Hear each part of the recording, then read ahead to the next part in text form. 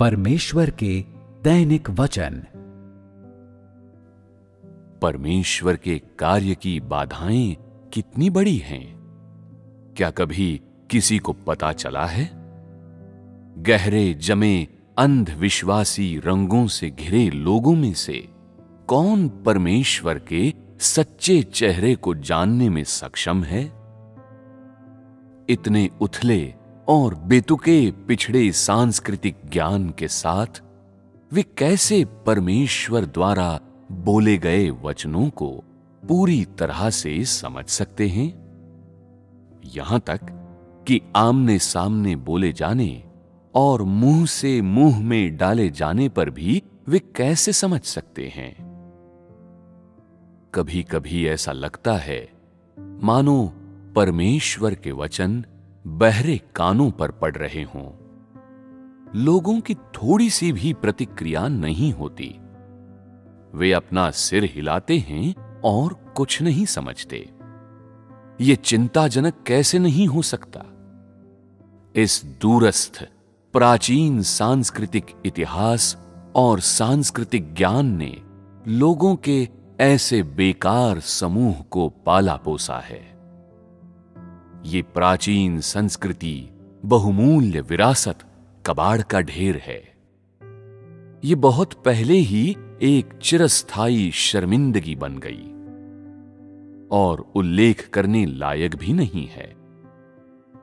इसने लोगों को परमेश्वर का विरोध करने की चालें और तकनीकें सिखा दी हैं और राष्ट्रीय शिक्षा के सुव्यवस्थित सौम्य मार्गदर्शन ने लोगों को परमेश्वर के प्रति और भी अधिक अवज्ञाकारी बना दिया है। परमेश्वर के कार्य का हर हिस्सा अत्यंत कठिन है और पृथ्वी पर अपने कार्य का हर कदम परमेश्वर के लिए परेशानी का कारण है। पृथ्वी पर उसका कार्य कितना कठिन है। पृथ्वी पर परमेश्वर के कार्य के कदमों में बड़ी कठिनाई शामिल है। मनुष्य की कमजोरी, कमियों, बचपने, अज्ञानता और मनुष्य की हर चीज के लिए परमेश्वर सूक्ष्म योजनाएं बनाता है और ध्यानपूर्वक विचार करता है। मनुष्य एक कागजी बाघ की तरह है जिसे कोई छेड़ने या भड़काने की हिम्मत नहीं करता।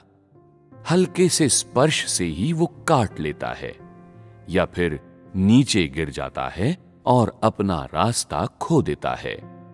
और ऐसा लगता है मानो एकाग्रता की थोड़ी सी कमी होने पर वो पुनः वापस चला जाता है या फिर परमेश्वर की उपेक्षा करता है या अपने शरीर की अशुद्ध चीजों में लिप्त होने के लिए अपने सूअरों और कुत्तों जैसे माता पिताओं की ओर भागता है।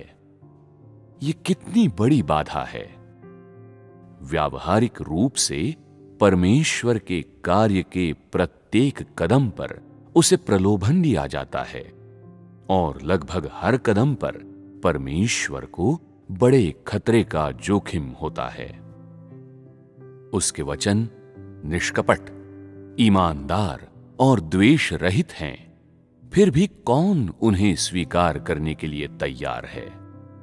कौन पूरी तरह से समर्पित होने के लिए तैयार है? इससे परमेश्वर का दिल टूट जाता है। वो मनुष्य के लिए दिन रात कड़ी मेहनत करता है। वो मनुष्य के जीवन के लिए चिंता से घिरा रहता है और वो मनुष्य की कमजोरी के साथ सहानुभूति रखता है। उसने अपने द्वारा बोले गए सभी वचनों के लिए अपने कार्य के प्रत्येक चरण में कई मोड़ों और घुमावों का सामना किया है। वो हमेशा एक चट्टान और सख्त जगह के बीच फंसा रहता है और दिन रात बार बार मनुष्य की कमजोरी, अवज्ञा, बचपने और भेद्यता के बारे में सोचता है। इसे कभी भी किसने जाना है? वो किस पर विश्वास कर सकता है? कौन समझ पाएगा? वो हमेशा मनुष्य के पापों, हिम्मत की कमी और दुर्बलता से घृणा करता है, और वो हमेशा मनुष्य की भेद्यता के बारे में चिंता करता है, और वो मनुष्य के आगे के मार्ग के बारे में विचार करता है। हमेशा जब वो मनुष्य के वचनों और कर्मों को देखता है तो वो दया और क्रोध से भर जाता है, और हमेशा इन चीजों को देखने से उसके दिल में दर्द पैदा होता है। निर्दोष आखिरकार सुन्न हो चुके हैं। परमेश्वर क्यों हमेशा उनके लिए चीजों को मुश्किल करे? कमजोर मनुष्य में दृढ़ता की बहुत कमी होती है। परमेश्वर क्यों हमेशा उसके लिए अदम्य क्रोध रखे? कमजोर और निर्बल मनुष्य में थोड़ा सा भी जीवट नहीं रहता। परमेश्वर क्यों हमेशा उसकी अवज्ञा के लिए उसे झिड़के?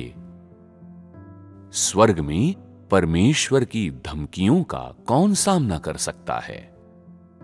आखिरकार मनुष्य नाजुक है और हताशा की स्थितियों में है। परमेश्वर ने अपना क्रोध अपने दिल की गहराई में धकेल दिया है, ताकि मनुष्य धीरे धीरे आत्मचिंतन कर सके। फिर भी मनुष्य जो गंभीर संकट में है, परमेश्वर की इच्छा की थोड़ी सी भी सराहना नहीं करता। उसे शैतानों के बूढ़े राजा द्वारा अपने पैरों तले कुचल दिया गया है, फिर भी वो पूरी तरह से अनजान है। वो हमेशा स्वयं को परमेश्वर के विरुद्ध रखता है, या फिर वो न तो उसके प्रति उत्साहित है न उदासीन।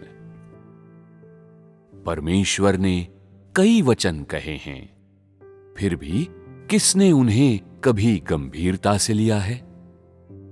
मनुष्य परमेश्वर के वचनों को नहीं समझता, फिर भी वो बेफिक्र और उत्कंठा रहित रहता है, और कभी भी उसने वास्तव में बूढ़े शैतान का सार नहीं जाना है।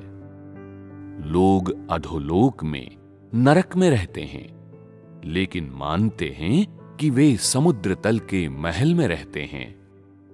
उन्हें बड़े लाल अजगर द्वारा सताया जाता है, पर वे स्वयं को देश के कृपा पात्र समझते हैं। शैतान द्वारा उनका उपहास किया जाता है, पर उन्हें लगता है कि वे देह के उत्कृष्ट कला कौशल का आनंद ले रहे हैं। कैसा मलिन, नीच अभागों का समूह है ये।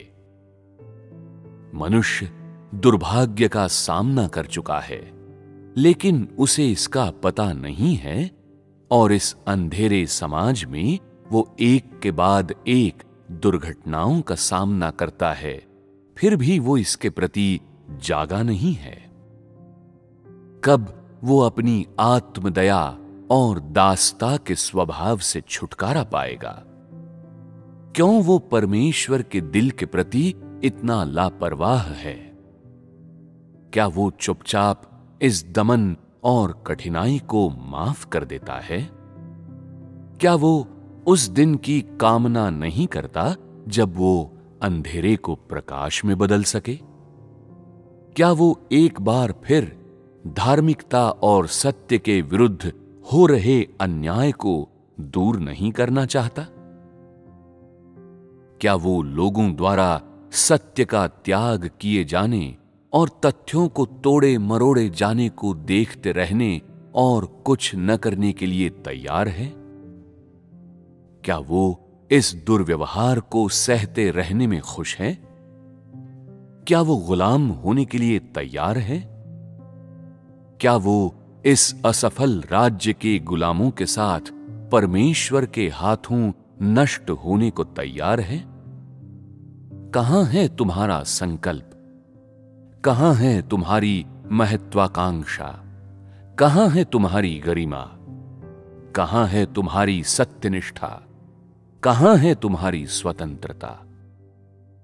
क्या तुम शैतानों के राजा बड़े लाल अजगर को अपना पूरा जीवन अर्पित करना चाहते हो? क्या तुम खुश हो कि वो तुम्हें यातना देते देते मौत के घाट उतार दे?